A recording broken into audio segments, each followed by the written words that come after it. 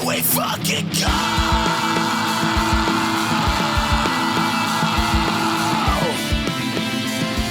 You're listening to Bread and Circuses. It's like the mob media, for one, is the entire world populated. Like, everybody's on Twitter. Fucking the UK is on Twitter. Like, you know what I mean? Like, unfortunately. With Caleb Salvatore. Well, they can't. They can't go to the comedy shows because there's a 2-drink minimum, and you can't mix the Percocet you've been stealing from work with liquor. And Nick Kohler. There literally be people in the fucking 80s that didn't know that nutting in a girl would make her pregnant.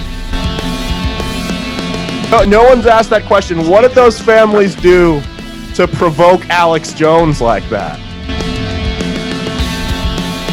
You know what'll solve all of these racial police protests? A Pepsi.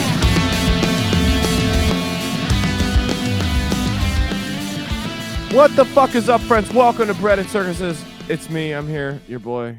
You're half the show, Caleb Salvatore. The other half of the show, Nicholas Kohler. What's up, guys? It's Bread and Circuses after dark. It's super fucking late. Nick's got to be up in like 4 hours here.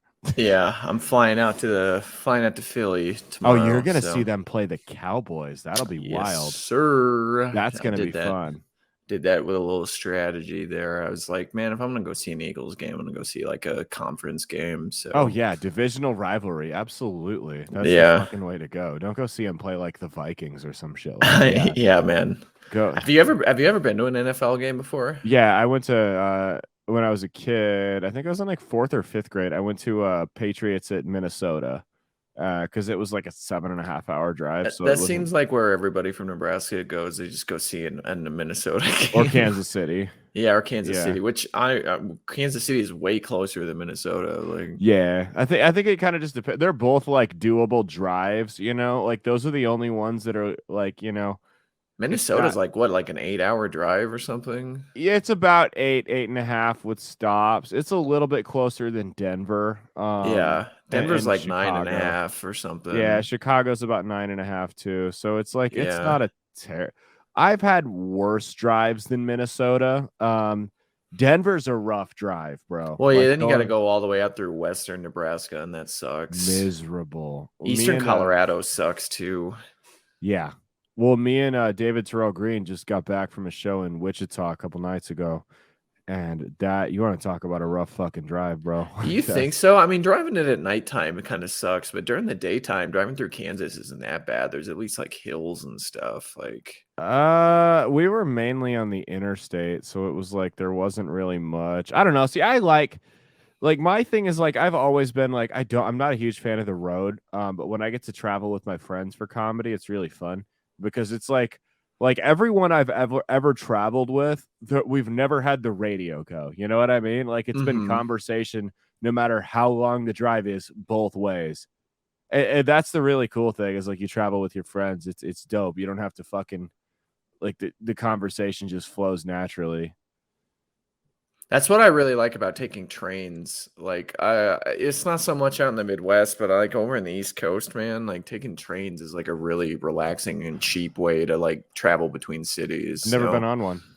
Yeah, I took trains from, between all the cities I traveled to up there, and yeah, it was super chill, man. You got a pretty comfortable seat, just ride for a few hours, and then bang, you're in fucking New York City. You know what I mean? So it's like the opposite of flights, which are the most uncomfortable, horrible way for humans to travel. Flying is fucking awful unless you got first class. Yeah, like I don't know, like airports suck, you know what I mean? But going to the train station is chill, man. It's just going through train station. You usually just get onto the train and everything. I don't know, it's kind of cool being on a train station too, like being outside where all the trains are and everything. I don't know. Yeah. Kind of like an antiqueness about it, the old school feel. I dig it. I want to go on one. I've just never been able to. I've never been on the East Coast for an extended period of time. I've heard in Nebraska you can do those like vacation train rides that'll like go out to like Colorado and stuff and go out through like the real cool area. Like, because taking a train ride through the mountains is like awesome. Like going through the tunnels and just being in the mountains is super cool. Yeah, it's gotta be more relaxing than flights. I mean, you hit fucking mild turbulence on an airplane, and it's like hell. And you just get like 6 hours of white noise. Like, Yeah. I remember the train ride was super quiet. You know what I mean? Like, Mm-hmm. you're just inside the cabin, and you just chilling. You're not dealing with like all that recycled air and everything in the plane. I'll never be able to understand how people fall asleep on a plane. That's like I don't get that, dude. It's so uncomfortable. You're so close to complete strangers. It's everything against our nature, right? Like if you go back to like the caveman days or even before that, like you were not taught to sleep among humans, other humans that you didn't know. Like that goes everything against your nature because that person could potentially kill you. Like even if you think about it, like even like hotels and apartments are kind of like against our nature. Yeah, really, they are. Like, to sleep in that close of proximity to Hearing complete the people strangers. upstairs, yeah. Although, I don't know. I do a pretty good job of the apartments I live in of kind of getting to know my neighbors just like a little bit. Yeah. Like my neighbors aren't all complete strangers, but see, of the four people, the four neighbors on our floor, obviously we're one of them. I only have any type of relationship with one of them.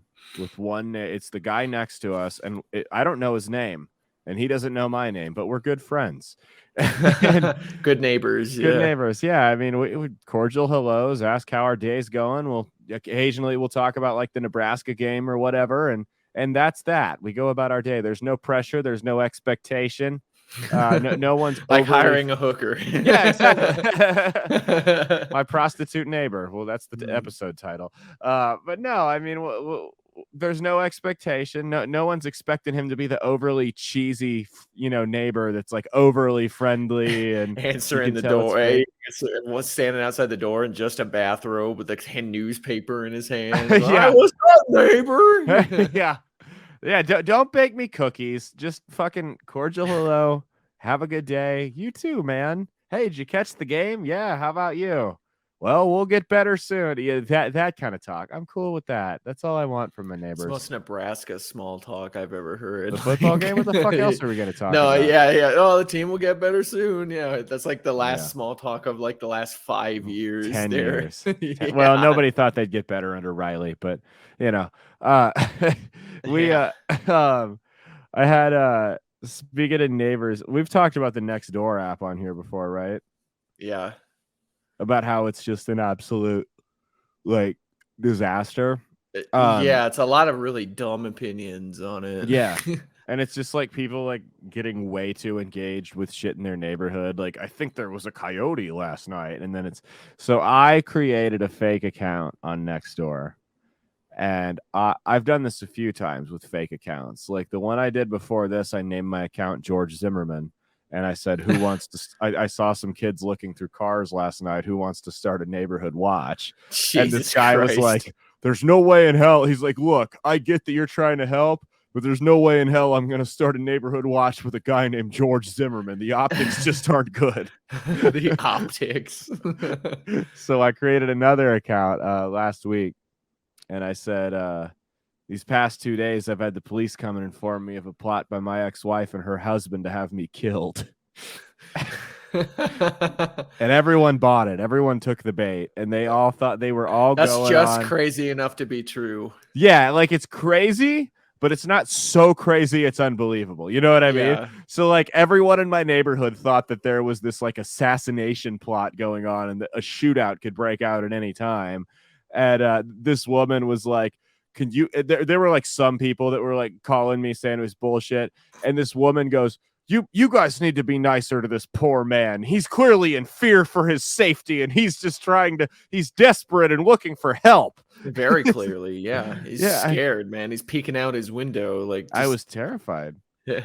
Well, I said, that the state patrol gave me a concealed carry permit. and told me to use the state patrol, any take any action I deem necessary to stop anything I consider to be a threat in its tracks.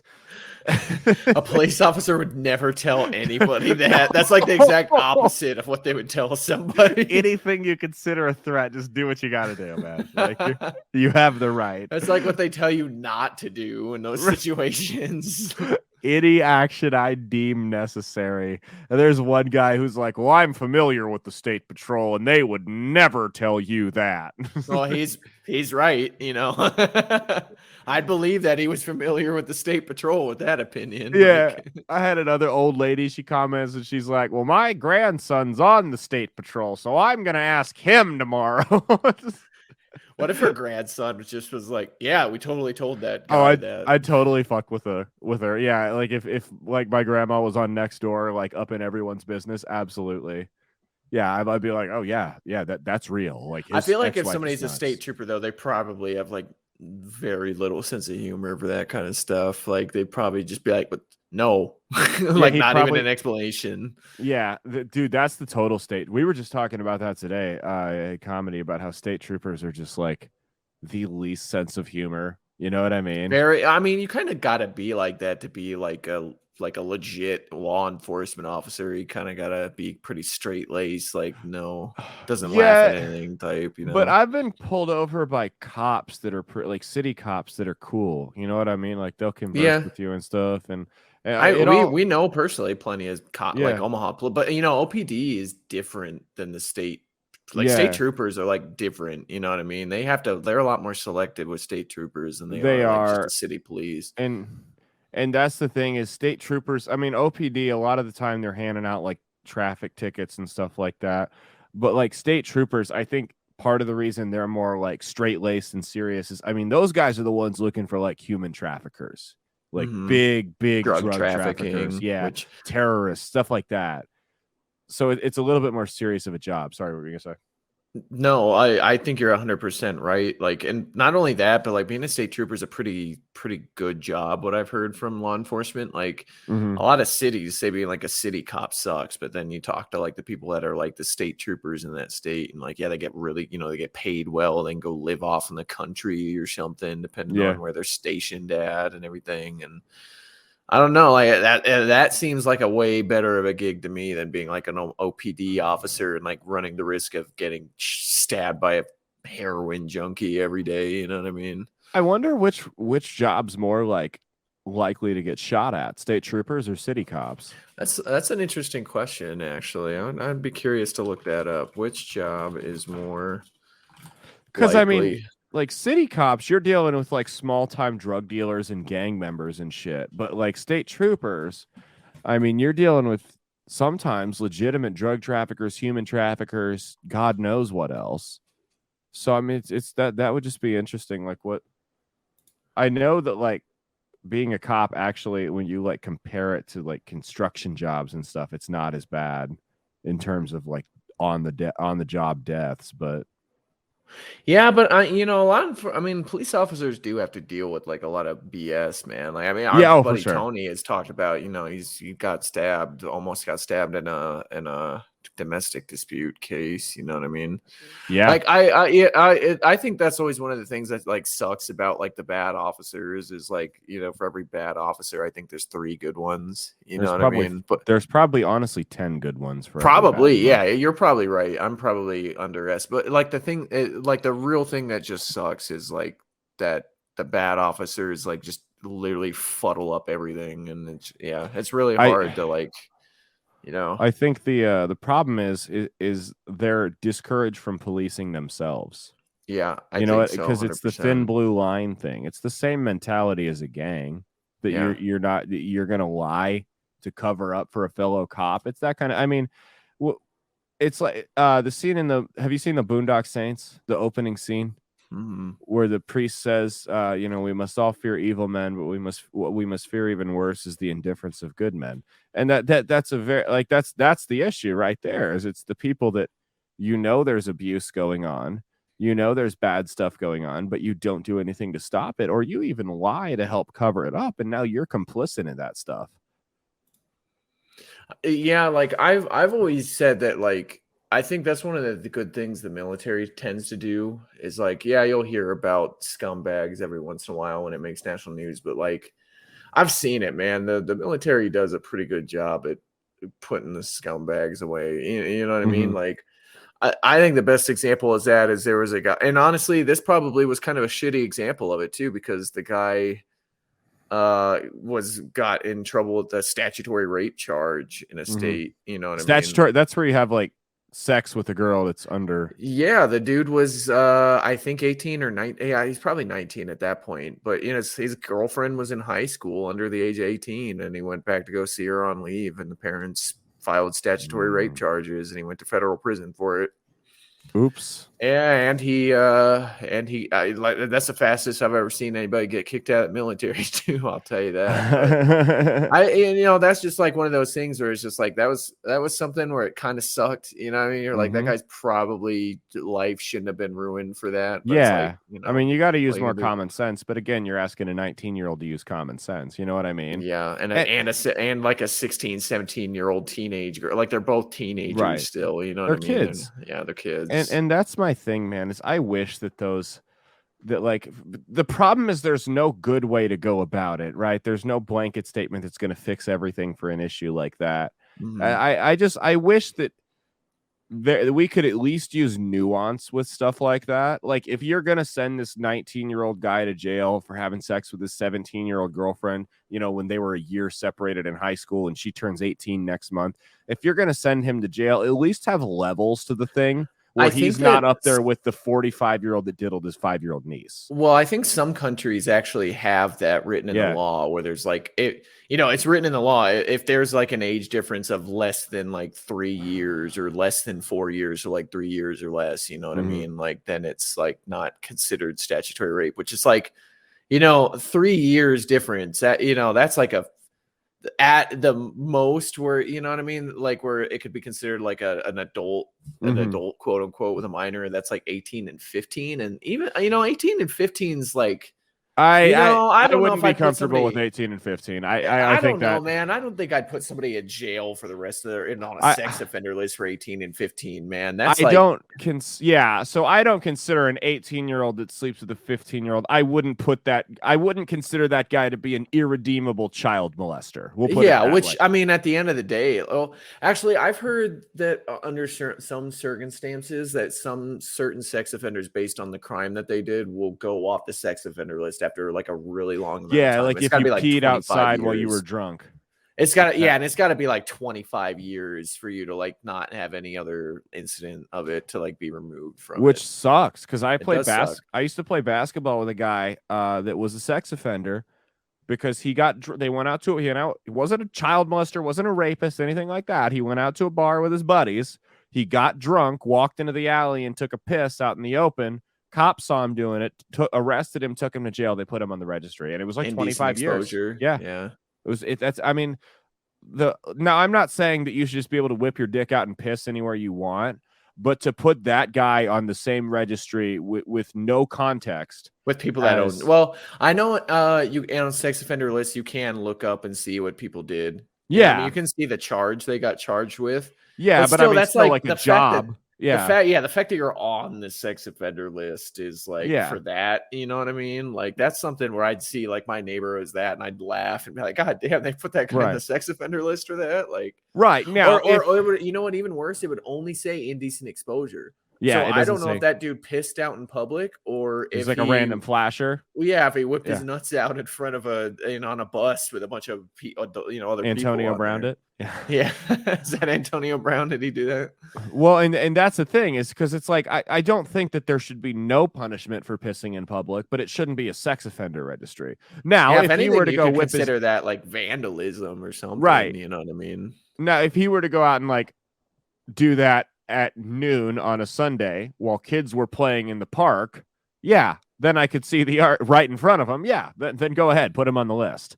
But it's everything needs nuance, and we just don't have enough of that with anything. But you know what sucks is that guy you knew probably didn't have the money to afford a lawyer to take that to court and get it like pushed down to like a misdemeanor, like vandalism charge or some shit. You know what I mean? Like a lawyer could actually do.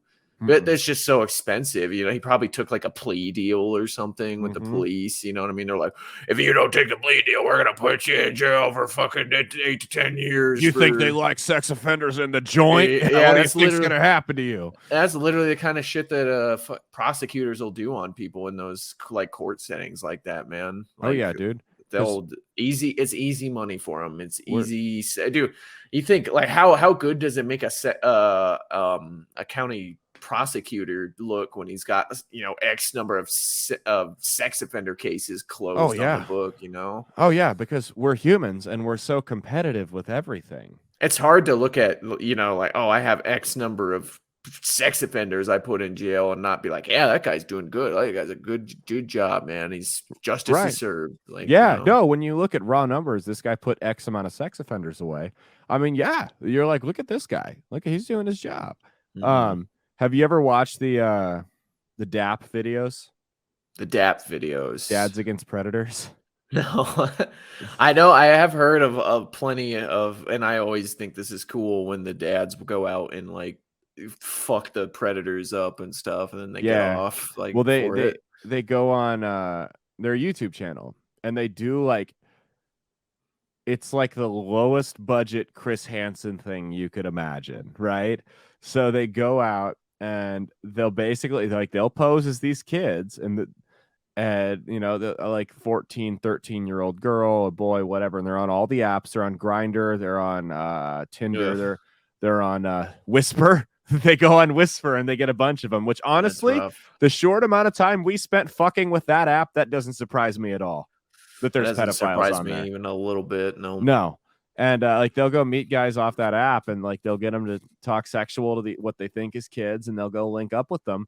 But instead of just doing the Chris Hansen thing where they sit down in like a private house and interview them, they're inside like a Target, and he'll just go, "Excuse me, everybody, this guy's here to meet a 12-year-old girl for sex." And the guy like takes off. Every now and then one of them will swing on him and they'll just beat the fuck out of him on camera. Like they'll beat the DAP guy up, or the DAP guys will beat the pedophiles up. Yeah. Oh, that's crazy, they got one of them got shot a couple weeks ago. Jeez. Yeah, they showed up. It was at a Target, and the guy smacked the phone out of the DAP guy's hand. And so they punched him in the face, and he pulled a gun out and shot one of them in the leg. And then they got out and ran away. Like one of them's like an ex-army veteran, and they God damn. Yeah, they do. It's intense shit, man. Me and Monty Scott wanted to start that up. We wanted to start doing comedians catching predators. Omaha, a cap. Yeah, comedians against predators. See, I thought comedians catching predators, but CCP, I'm good. Yeah. I don't want to probably not something you want to have as a channel name on YouTube. It'll give everybody the wrong idea. Don't want to be associated with the Chinese communists. Omaha CCP. Yeah, I would get the wrong followers on a page like that. Yeah, they probably get mad at you for catching child predators. Yeah, I know. They'd be like, love is love, man. Yeah, love is love. You need to respect cultural differences. It's not a predator. It's called a MAP, a minor attracted person. Okay? That's the most disgusting thing is the maps. Yeah, there's a lot of people out there that try to say that that's not like a thing that's relevant. And I'm like, I mean, you know, it kind of is. Like, you know, 20 years ago, you wouldn't have said that people saying trans rights was like even relevant at all. Right. In fact, actually, that one kind of pretty smart left-wing guy on YouTube, I forget his name. Harris? No, not Sam Harris.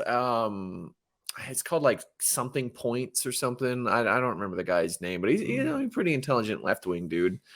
But he always opposing viewpoints. Is that his name? And it's something like that. I forget it. I know I've mentioned him before on the show, but like one of the things that always irritates me about what he says is he always tries to underplay the amount that the blue hair extremists on the left, like the trans right extremists and everything, like have influence on like the left wing in general and kind of in the world in general. You know what I mean? Like he always underplays that. And I'm like, even if it is just a few blue haired teenagers, they're still very, very persuasive as to how the world is working. Absolutely. Like, well, and we've talked about it. It's the squeaky wheel that makes the loudest noise, right? So I mean, it's like if you say a joke on Twitter and a group of 20 people finds it and they're offended by it and they all call your job and complain, your job's like, holy shit, 20 people just called and complained about this guy. Like, I got to fire him. This is a problem. But they don't realize those are the only 20 people on the face of the earth that were actually that upset.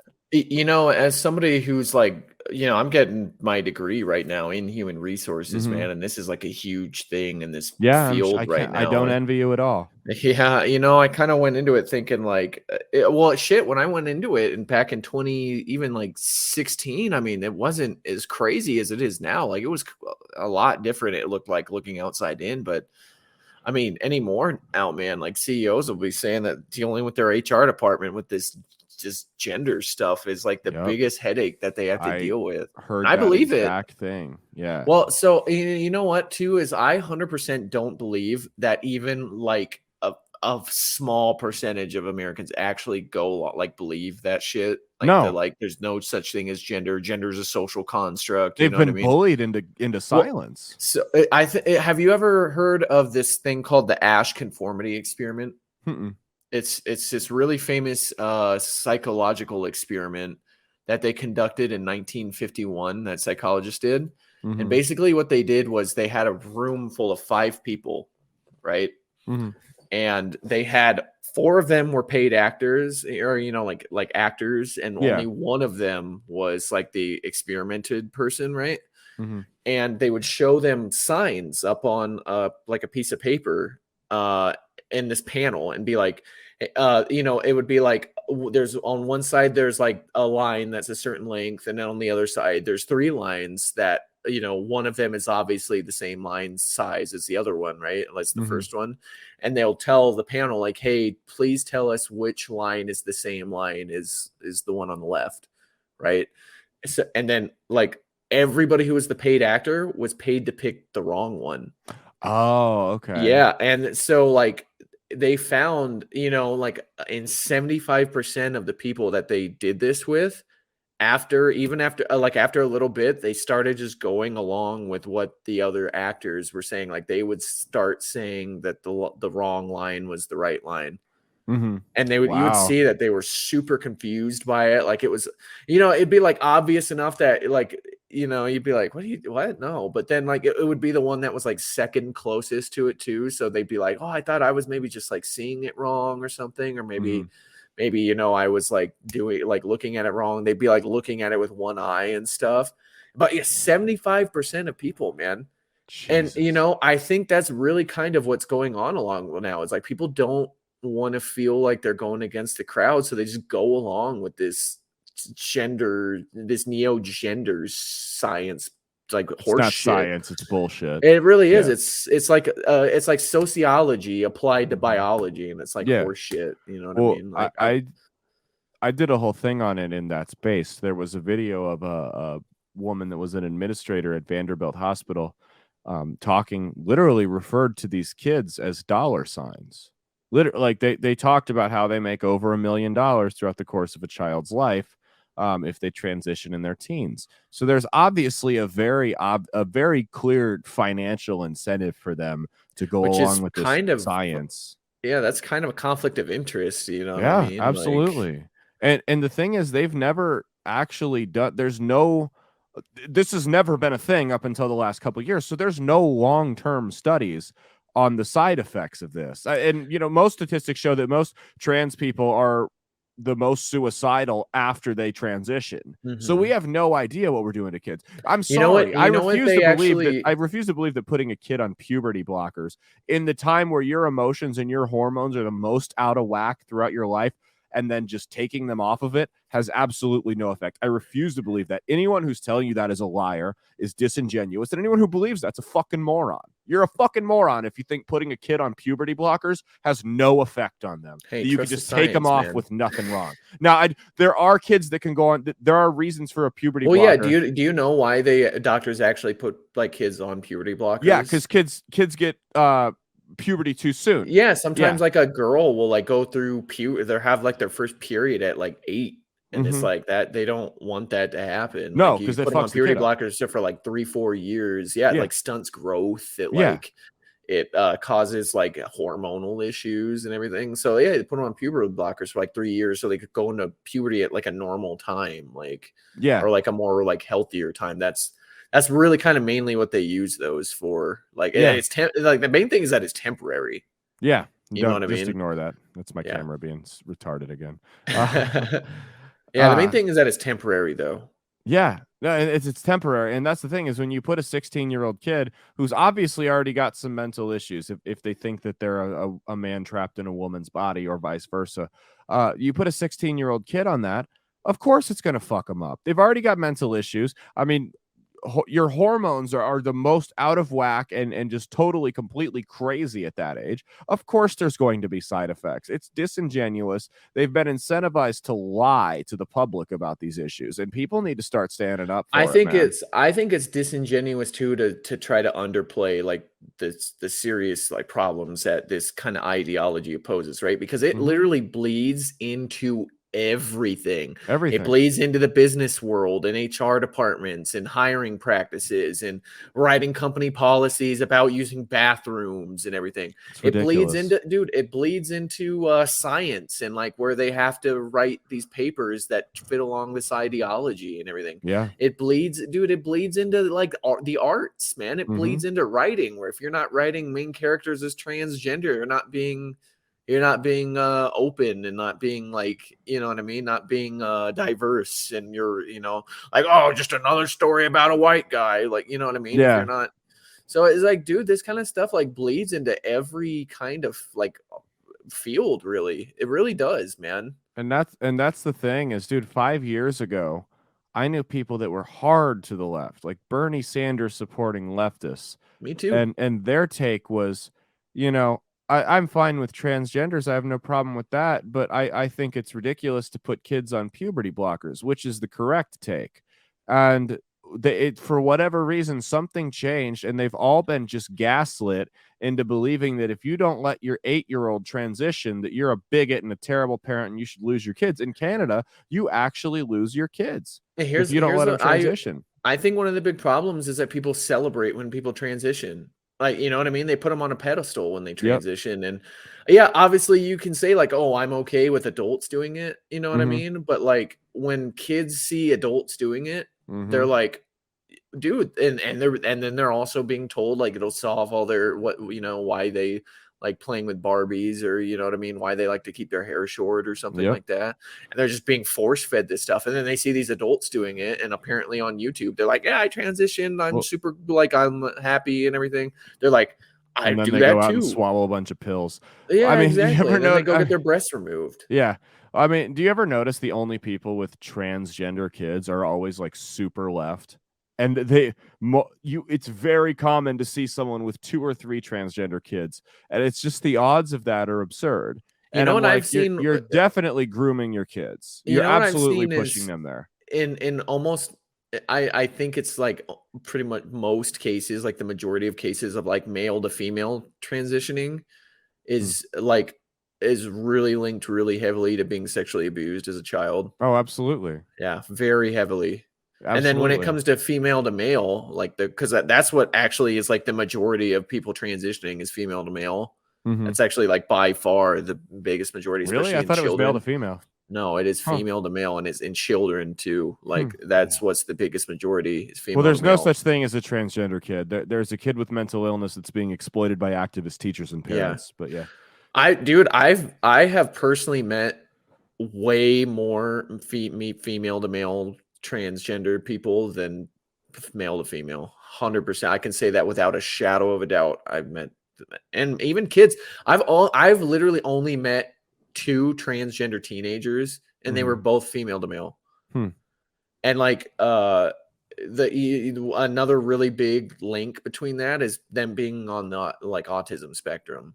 Yeah, it's like a huge like the coalition, and some statistics terms, the coalition covariance of that, where it means like how closely they're correlated is like really, really close. Like I remember when I was on Bumble, when I was single. You know what Bumble is, right? Yeah, it's like a dating app where like girls have to do it first or send messages first. I had accidentally matched with someone that was a male to female transgender. And so I opened my app, and because I didn't have notifications on or anything like that. So I opened my app, and I saw that I had like 2 or 3 messages from this person, right? And the first one was, "Hey." And I mean, I didn't have my app on, so I didn't see it. And then within like 30 minutes, it was like, "Are you ignoring me because I'm trans?" It was just this like, "It doesn't make you gay if you want to go out with me," blah blah blah. Like what?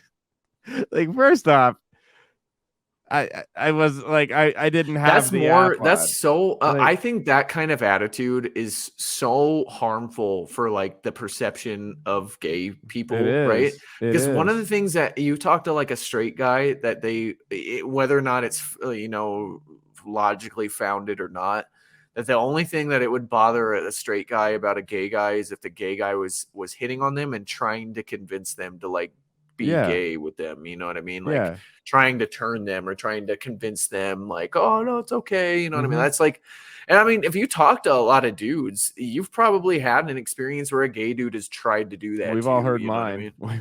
Yeah. But yeah, that's my thing, man, is I'm like, well, like, first off, that's what's worse about the transgender male to like females or males to females is that they are trying to they're literally trying to get into your head and convince you that you're something that you're not. They're not trying to convince me. They're trying to convince themselves. That's what it is. I know they're trying to convince you because they're trying to get some dick, dude. But they're doing it in the they're doing it in the process. It's a two-way street. I mean, it's like, dude, it's really manipulative. Really manipulative. Yes, it would make me gay, at least bisexual. If I wanted to have sex with someone who had a penis, that would make me gay. This penis doesn't make you gay. No, it literally does. My penis doesn't make you gay. Like it actually does. Like, that's the thing. It's like, that's super manipulative, man. Like it really is. When you're trying to gaslight people into thinking that like that you not wanting to go out with somebody that's a male or a male to female transgender, like into thinking that it's not gay and that you thinking it's gay is like hateful. Right. That's gaslighting, man. It's absolutely super manipulative, and it's happening like a lot. It really is. It's the mentally ill are more prone to doing that. And I know I catch a lot of shit when I say that, but I stand by what I said, man. They're like, if you're in complete denial about a scientific fact, which is that you were born as born with a penis and that makes you a man, there's some mental illness going on there. Now, I don't think we should be dickheads to those people. I don't think we should treat them like shit. But at the same time, we can still recognize, hey, there's a problem here. Like, I don't think we should be putting them on a pedestal, man. I really don't. I think putting them on the pedestal makes it signals to kids that doing it is cool. You know what I mean? Yeah. So here's my thing. Sorry, go ahead. No, Here's my thing. We can get out of here on this because I know you got to be up super early tomorrow.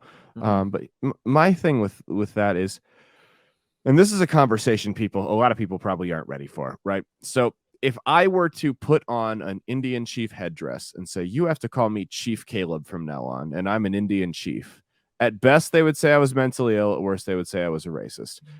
Because I was making a mockery of Native Americans, right? How come if I were to put on a dress and big old fake tits and lipstick and said, hey, you got to call me Kaylee now, I would be considered heroic. Your name is Kaylee. I'd be considered brave.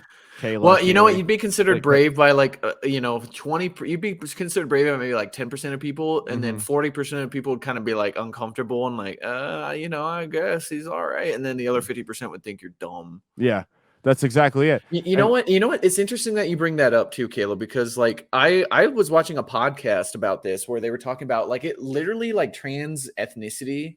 It's blackface for women. Well, no, trans ethnicity literally makes more sense than transgenderism because it's like gender is biology. You know what I mean? Yeah. There's like, but ethnicity and you know what I mean? That's literally a social construct, dude. Like if you're you could be literally whatever ethnicity you want. Like, obviously there's some leans more the other, but like, say like my daughter is half white, half Mexican, but she's gonna be saying that she's half Mexican. She's it's like Obama. Obama was a black president. He was half black. He didn't walk around talking about his white side. Exactly. Like, and I mean, like, especially when it comes to people that are like mixed race and everything, like, dude, that is a huge gray. That's way more of a gray area than gender is. Absolutely. Gender is based off of chromosomes. It's like you my know kids what I are mean? going to be mutts. You know what I mean?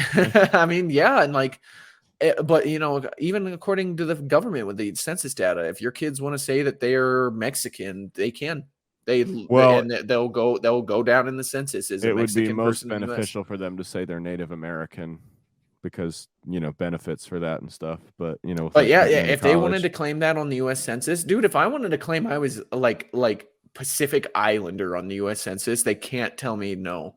You know what I mean? Like, and like, I should you know, do for that me, just to fuck with them. well, you know, like in the military, you can do that too, right? And like for me, obviously, I'm very obviously white. DNA tests have confirmed I'm like 99% European, right? You know what I mean? I'm very clearly a European person, unlike Northern European. Like that, me is stupid, right? But like you and like Mia, when you guys have kids, you know what I mean? That's gonna be a huge gray area, and it's like, who is somebody to tell your kids that they aren't Native American? You know what I mean? Well, they are. They will be Native American. It's Exactly. undeniable. I mean, her who's to grandma's tell them they're not from white? You know what I mean? That's exactly. That's a social construct. That's something that we see as a, like, you know, that we've built as people to classify people. And that's going to get more and more gray as generations go on. But, you know, because people are mixing races more than ever before, and they do more every single year. And it's it's going to be really confusing. Like, that girl, that one, what was her name? Lisa or whatever. Like that one girl that's like said she was a black woman. That is more. Are you talking about Whoa Vicky? Yeah, that's her name. I can't remember her. She's a name. retard. But yeah, that when you think about it, though, that makes more sense than somebody saying they're transgender. You know what I mean? Yeah. That makes more sense. No, I totally get it. Yeah, it does, because it's like you said, it's more because she probably can go back into her genetic tree and find like 3% African. Yeah, you know, like 0.3 probably, or whatever. You know, maybe it is 3%. If she's Italian, like it could really be like 3%. Yeah, because that's what people a lot of Italians. Well, my family's from Sicily, and Sicily was a penal colony. So there's a chance if you're Sicilian. My family's actually Italian, right? But like they came from Italy. But there's a chance that if you're Sicilian and your family was in Sicily for a really long time, you have no Italian blood whatsoever. I mean, they had prisoners from Germany, they had prisoners from Africa, they had prisoners from Greece, they had prisoners from Spain, from all over the world there. So there's a solid chance that if your bloodline is traced back to Sicily, you have no Italian blood whatsoever, and that's fucking crazy. Think about it with Spaniards, man. A lot of Spaniards have North African and from the Moors when they were, you know, controlled Spain. It's like, who's to tell them that they're not African? Yeah, exactly. You know what I mean? Like if they have it in their genetic history, and it's not even like an opinion. It's like they objectively have African DNA. You know what I mean? Who are you to tell them that they aren't? Who's to say that guy's any less African, you know, than Steph Curry is? You know what I mean? I always make that joke about Steph Curry because Steph Curry, you know, clearly is like, you know, his what is it? Del Curry's like, Del Curry's half black. Is he half black? I know his mom is half black too, right? No, I think his mom's white. I thought they were both mixed. Maybe. But like his parents were both mixed. They're both very light. Yeah. Like, yeah, nobody's gonna sit there and like Steph Curry could come up to me and tell me he was like a white dude. You know, obviously if he wasn't Steph Curry, but like a guy looking like Steph Curry could come up and be like, I'm European, and I'd be like, okay. Yeah. And if I would believe him more if he told me he was European than if he was African descent. But who am I to tell Steph Curry that he's not black? You know what I mean? Yeah. And I'd believe him more than if he said Sandy Hook was real. But yeah, who are we to tell people that? But Sandy Hook was real. Yeah, right. Dude, he got charged like $1 billion. He's gonna appeal it. It's gonna get tossed out. I made the joke about that the U.S. has moved to a paid subscription based model for free speech. They like have, all the other man. Private corporations. Well, and that's my thing. Is my issue is with him isn't the slander case, because they made it very clear that the charges had nothing to do with slander. The fines had nothing to do with slander.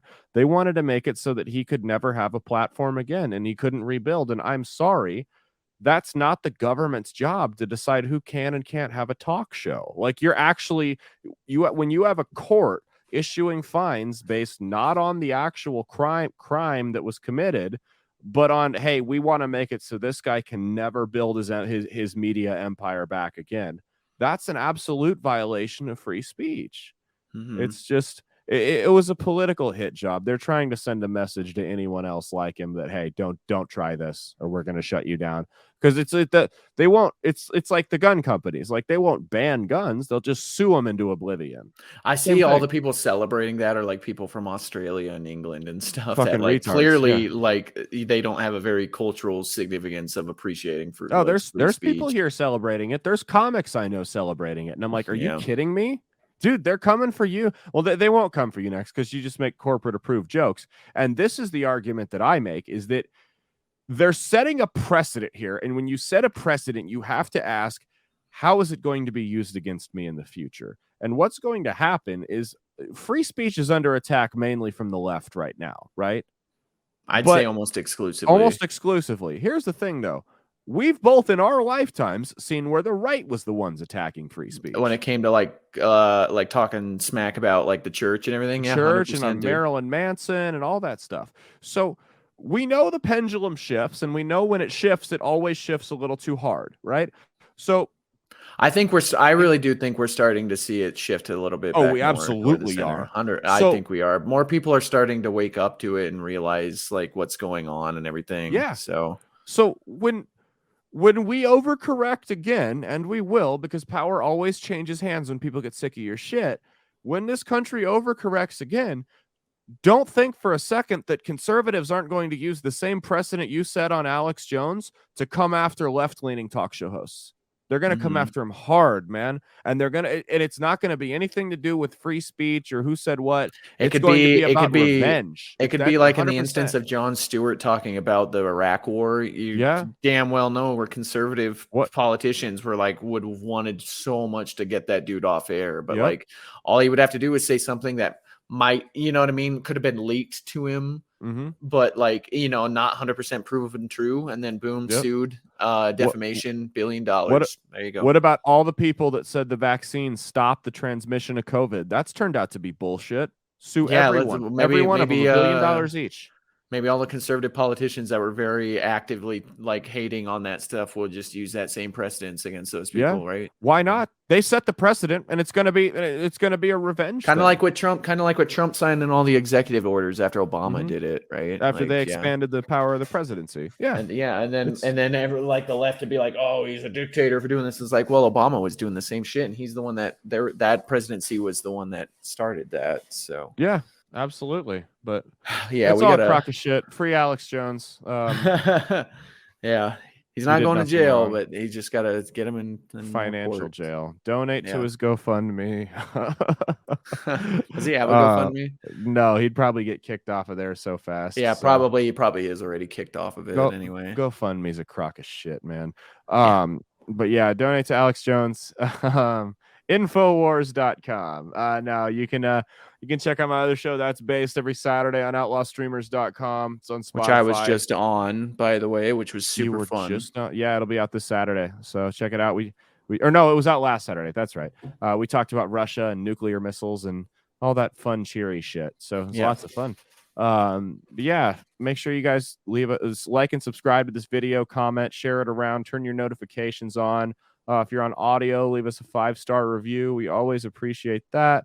I got my show Night of the Laughing Dad, October 29th at Beach House Bar and Grill, costume contest, all kinds of fun shit going on. Do you got anything? Nope, man. I'm going to be in Philly. Go Birds.